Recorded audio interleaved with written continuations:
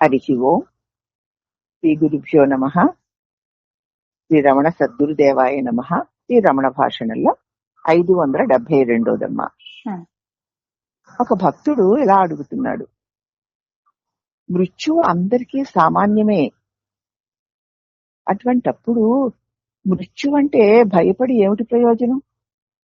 చావు అందరికీ తప్పకుండా వస్తుంది, అందరికీ సమానమే. ఒకరికి మృత్యు ఒక రకంగా ఉండి ఒకరికి మృత్యు ఒక రకంగా ఉండడం ఉండదు, అందరికీ సామాన్యంగా ఉంటుంది. సర్వసామాన్యం కదూ మృత్యు అన్నది. అటువంటప్పుడు మృత్యు అంటే భయపడి ఏమిటి ప్రయోజనం అని అడిగాడు భక్తుడు. అప్పుడు మహర్షి అంటున్నారు, నిజమే, అది అందరికీ సమానమే, ఆ భయానికి ఏ ప్రయోజనం కూడా లేదు. భయపడినట్టు మాత్రం తప్పుతుందా అమ్మా? తప్పదమ్మా. కాబట్టి ఏ ప్రయోజనము లేదు. మనస్సులోని వాసనల ప్రాబల్యం వల్ల మానవుడు సహజంగానే చచ్చిపోతాడు. వాడి మనసులో ఉన్న వాసనల ప్రభావం వల్ల మానవుడు సహజంగానే చచ్చిపోతాడు. వాడి మనసులో ఉన్న వాసనలను బట్టి వాసనలకు అనుగుణంగా వాడు చచ్చిపోతాడు. ఎంత తేలిక చచ్చిపోయారు అనండి అని కొంతమందిని అంటారు, ఎంత బాధలు పడి చచ్చిపోయాడు అని కొంతమందిని అంటారు. మనసులోని వాసనను బట్టి వాడు చనిపోతాడు. ఆ చావు భయం వల్ల వైరాగ్యం కలగదు. చావంటే భయం అంటూ ఉంటుంది కానీ వైరాగ్యం కలగదు. అతడు దాని గురించి వివేచనే చెయ్యలేడు. చచ్చిపోయే సమయంలో అసలు నేను ఎందుకు పుట్టాను, ఎందుకు పెరిగాను, ఎందుకు చచ్చిపోతున్నాను, చచ్చిపోయాక నేను ఏమవుతాను అని విచారణ, చచ్చిపోతున్నాను అని భయం తప్ప,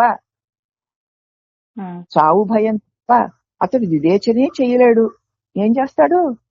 చావు భయం చుట్టుముట్టుతుంటే నేను ఎందుకు పుట్టాను, ఎప్పుడు ఎందుకు చచ్చిపోతున్నాను, చచ్చిపోయి నేను ఇప్పుడు ఎక్కడికి వెళ్తానని వివేచన చేయగలుగుతాడా వాడు? చెయ్యడమ్మా.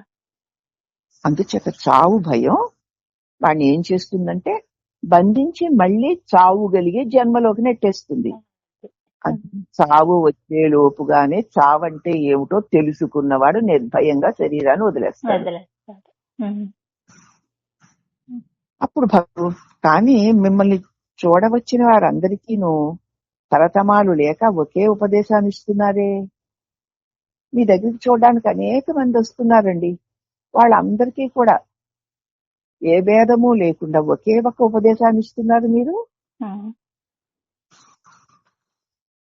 ఎవరొచ్చినా సరే ఏమిటి, ఏదైనా అడిగితే అది ఎవరికి తెలుసుకోండి, నేను అంటున్నారు, నేనెవరో తెలుసుకోండి అంటారు. అందరికీ ఒకటే ఉపదేశం, అదేమిటి అన్నాడు. మహర్షి అన్నారు, నేను చెప్పేది ఏమిటి, ప్రతి వారిలోని అహంకారము చావలసిందే కదా, దాని మీద వానిని విచారించని. అహంకారం ఉందంటావా లేదంటావా? అహంకారం ఉందా లేదా? దానినే మననం చేస్తుంటే అధికాధికంగా వాడు అర్హతని సాధిస్తాడు. నీకు నేను అనే అహంకారం ఉందా లేదా? ఉంది కదా. దాన్ని నేను అన్నిటినీ మననం చేయకుండా, వాళ్ళు వీళ్ళు అది ఇది ఇక్కడ అక్కడ ఆ వాటిని మననం చేయకుండా నీ అహంకారాన్ని నువ్వు మననం చేసుకో. నేనున్నానని అలా చేస్తుంటే అధికాధికమైన వాడు అర్హతను సాధిస్తాడు. ఎందుకంటే ఏది నువ్వో అది నువ్వైపోతావు, ఏది కాదో అది పోయినా నువ్వు గుర్తించుకోవు. అది అవునమ్మా. అసంతా నేనున్నాను మీదే ఉంటుంది. అందుచేత నువ్వు ఏది పోతుందో అది పోయినా నీ ధ్యాస దాని మీద ఉండదు. నువ్వు ఉన్నాను అన్నదే సత్యము సహజము గనక అదిగా నువ్వు మిగిలిపోతావు. ఒక్కటి చాలదు సాధనకి. అందుకే నువ్వెవరో ఇప్పుడు నేనెవరు అని నిన్ను నువ్వు ప్రశ్నించుకో, నేనున్నాను అని మాటికి మననం చేసుకో, అది చాలు. విద్యలు వచ్చిన వాళ్ళకి విద్యలు రాని వాళ్ళకి కూడా ఇదే ఏకైక మంత్రం. విద్యలు వచ్చిన వాళ్ళు ఇది చేయగలరా? విద్యలు వచ్చిన వాళ్ళు మాత్రం ఇది చేయగలుగుతున్నారా? చేయట్లేదమ్మా. విద్యలు వచ్చిన వాళ్ళు, విద్యలు రాని వాళ్ళు, తెలిసిన వాళ్ళు, తెలియని వాళ్ళు కదా, పామరులు పండితులు అందరూ చెయ్యవలసింది ఇదే. నిన్ను నువ్వు స్మరించుకో, నీ ధ్యాసంతా నీ మీదే పెట్టుకో. అప్పుడు నువ్వు కానిదంతా దానికి అదే తొలగిపోతుంది. ఉమ్, కాబట్టి అదే మంత్రం అందరికీను ఉమ్. కదా.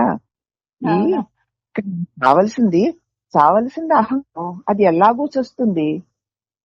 చచ్చే అహంకారాన్ని పట్టుకుని, చచ్చే దేహాన్ని పట్టుకుని నువ్వు భ్రమిస్తూ బాధల్లో ఏడుస్తూ చావడం ఎందుకు? వద్దమ్మా. కాబట్టి అందరూ తన్ను తాను నిరంతరము తన్ను తానే స్మరించుకోండి. ఉమ్, అంతే. ఆ మరణం వల్ల, ఆ స్మరణ వల్ల తాను కానిదంతా అదే తొలగిపోతుంది. అవలీలగా తొలగిపోయేటువంటి అతి సులువు అయినటువంటి స్వయంగా తానే అయి ఉన్నటువంటి దాన్ని తాను స్మరించుకుంటూ పోతాడు. రాముడో, కృష్ణుడో, శివుడో, అమ్మవారో, ఇంక వేరే వేరే దేవతలో మనం పుస్తకాల్లో చదివి పెద్దలు చెప్పడం వల్ల ఉన్నారని నమ్మి ఉపాసిస్తూ ఉంటాం. ఉమ్. నిన్ను నువ్వు ఉన్నావని నమ్మించుకోవాలా? అక్కర్లేదమ్మా. సహజంగానే ఉన్నావు. ఉన్నాను. నిన్ను సత్యముగా నీ అనుభవంగానే ఉన్న నిన్ను నువ్వే స్మరించుకో. ఉమ్, దానివల్లే తరిస్తావు. ఇంతకంటే గొప్ప మంత్రము గాని, గొప్ప నామము గాని, గొప్ప ఉపదేశము గాని ఇంక ఏదీ లేదు గనక మన దగ్గరికి వచ్చిన వారందరికీ అమృతోపమానమైన అట్టే ఉపదేశమే జరుగుతుంది.